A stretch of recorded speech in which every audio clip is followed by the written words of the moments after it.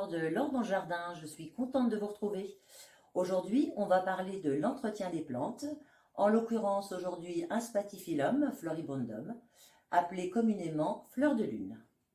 Donc le Spathiphyllum est une plante qui est réputée facile à entretenir, mais elle n'est pas si facile que ça parce qu'il faut savoir que le Spathiphyllum a besoin de beaucoup de lumière pour s'épanouir et surtout pour qu'il puisse développer des spates qui ne sont pas des fleurs, ce sont des feuilles, hein.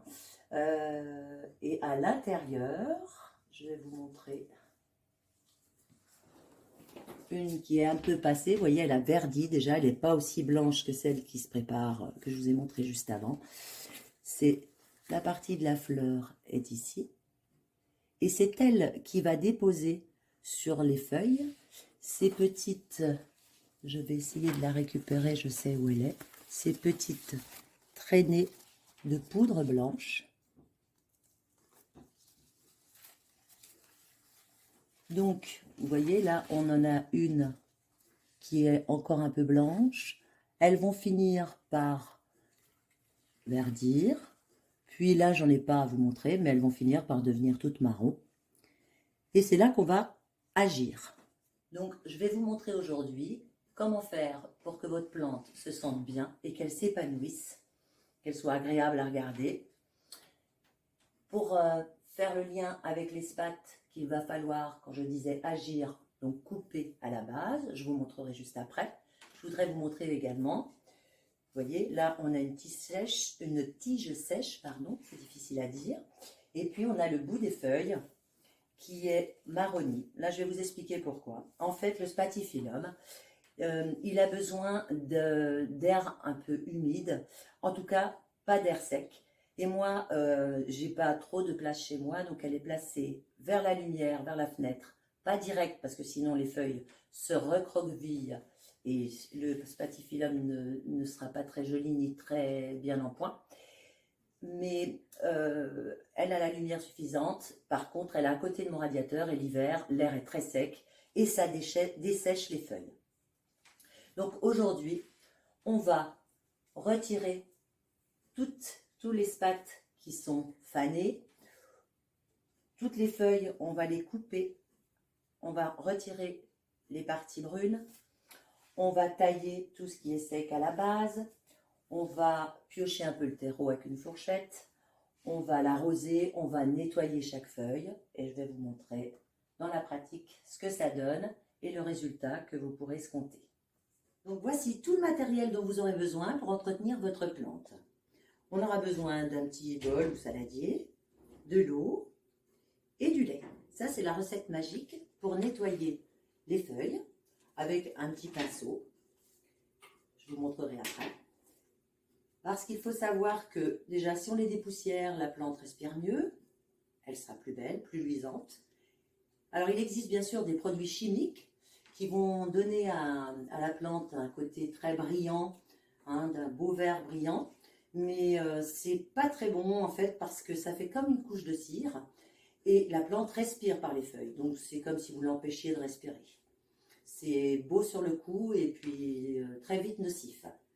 Vous aurez besoin de ciseaux que vous aurez préalablement désinfectés avec coton et alcool afin de ne pas transmettre de bactéries.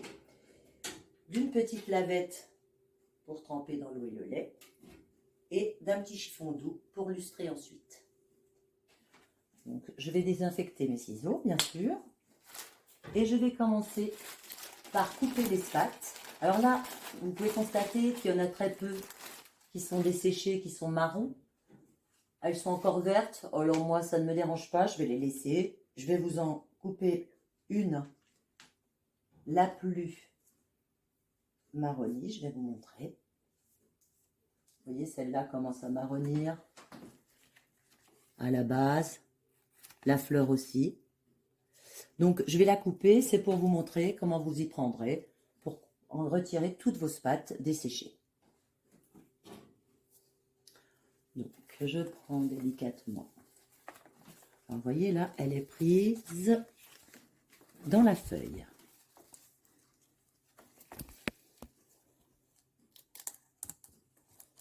Là, je vais couper à ce niveau-là.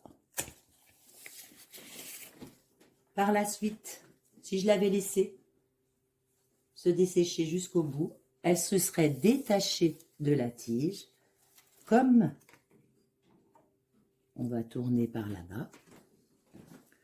Je vais retirer mon eau dont je n'ai pas besoin pour l'instant. Vous voyez, ça, c'est une spate qui s'est détachée de sa feuille. Donc, on va les couper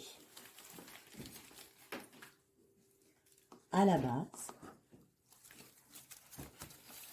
sans couper bien sûr ce qui est vert. Hop. Voilà pour la première étape. Maintenant, on va passer à la seconde qui va consister à retirer toutes les parties brunes des feuilles. Déjà, d'un point de vue esthétique, ça sera bien plus joli. Et puis, la plante, il faut savoir que, comme je l'ai dit tout à l'heure, elle respire par les feuilles. Si vous diminuez, elle transpire aussi par les feuilles. Donc, si vous diminuez la surface de la feuille, elle transpirera moins. Quand vous voulez faire reprendre une bouture, on coupe les feuilles, c'est pour cette raison. Donc, on va retirer à chaque feuille les petites pointes.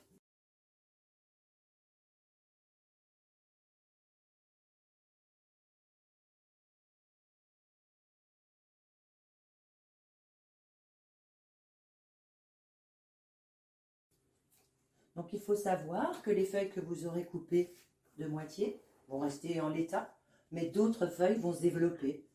Vous voyez, celle-là, elle est assez fraîche. On en a une autre ici qui est sortie il n'y a pas très longtemps. Elle n'est pas encore déroulée.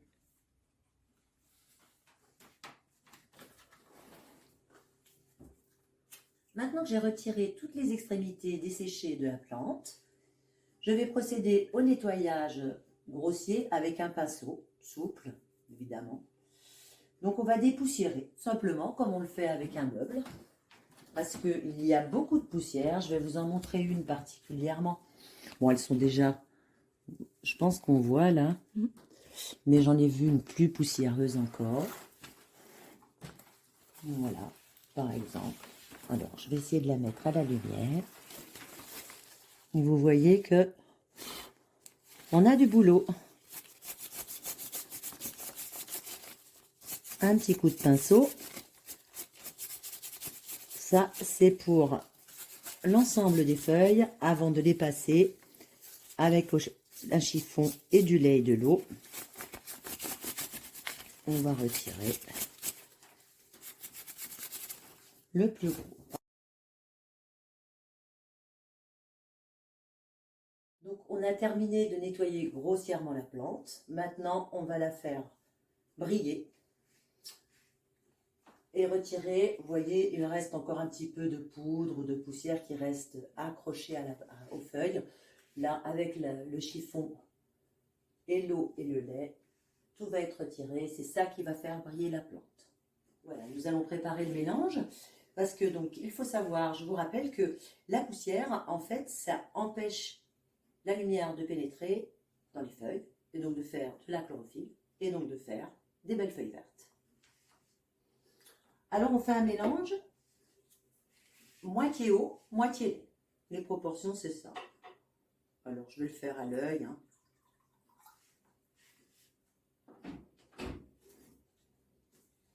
Le lait, ça va permettre de faire briller les feuilles, et en même temps, c'est un antifongique naturel. Donc, ça limitera le développement des champignons, par exemple.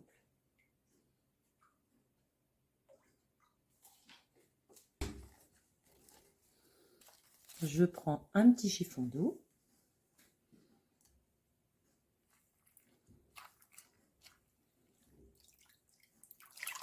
J'aurais dû prendre quelque chose de plus grand, mais c'est pas grave. Je prends soin de maintenir la feuille sous ma main pour ne pas l'abîmer ou la flétrir. Et je nettoie chaque feuille avec ce mélange au lait. C'est l'avant-dernière opération.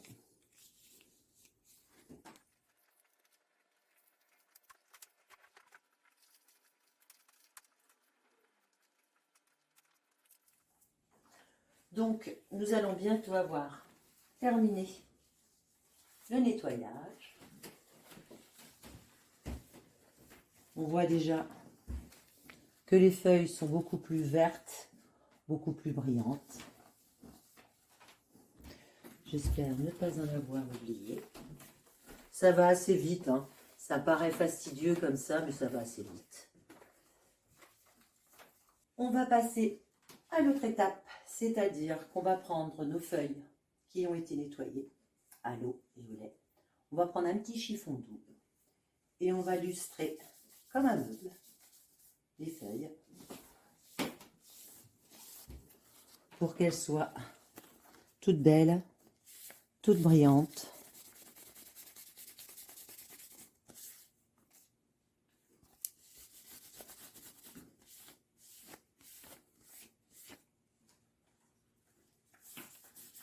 Comme si elles sortaient de chez le fleuriste.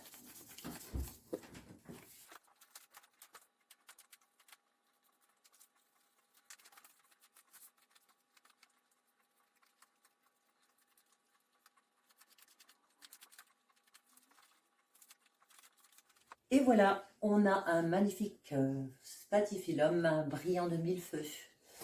Dernière étape, comme vous pouvez constater, vous voyez qu'il brille. Les feuilles sont bien vertes. Il va vous dire un grand merci parce que vraiment ça va l'aider à respirer. Et il ne te restera plus qu'à passer à la dernière étape, l'arrosage. Voilà, le chlorophytum s'est refait une beauté. Il a repris sa place initiale, près de la fenêtre. Et il ne reste plus qu'à procéder à l'arrosage. Donc là, je vais remplir sa coupelle à ras-bord. Moi, je l'arrose par le bas. Ça évite que la plante ait trop d'eau. Ici, elle ira chercher ce dont elle a besoin. Voilà, je la remplis à ras-bord. L'été, 1 à 2 fois par semaine. L'hiver, 1 fois par semaine. Bien sûr, j'oublie pas de mettre de l'engrais de temps à autre, en bâtonnet par exemple. On suit les recommandations qu'il y a sur l'engrais. Et vous pouvez, 1 à 2 fois l'année, doucher votre plante en fait. Vous la mettez dans votre douche, vous prenez la douchette et vous arrosez votre terreau par le haut, ce qui va enlever les excédents de sels minéraux. Ça peut être ça aussi qui explique parfois les feuilles qui brunissent. Et puis, il aurait eu un arrosage soutenu. Mais ça, c'est pas à faire trop souvent. L'arrosage, en général, on le fait dans la coupelle, donc 1 à 2 fois par semaine. Voici donc toutes les étapes pour entretenir votre plante verte d'intérieur. En l'occurrence ici, le spathiphyllum, mais vous saurez que pour toutes vos plantes vertes d'intérieur, on s'y prend de la même façon. J'espère que cette vidéo vous aura plu. Si vous avez des questions, n'hésitez pas à les poser en commentaire. Et surtout, abonnez-vous à la chaîne. À bientôt.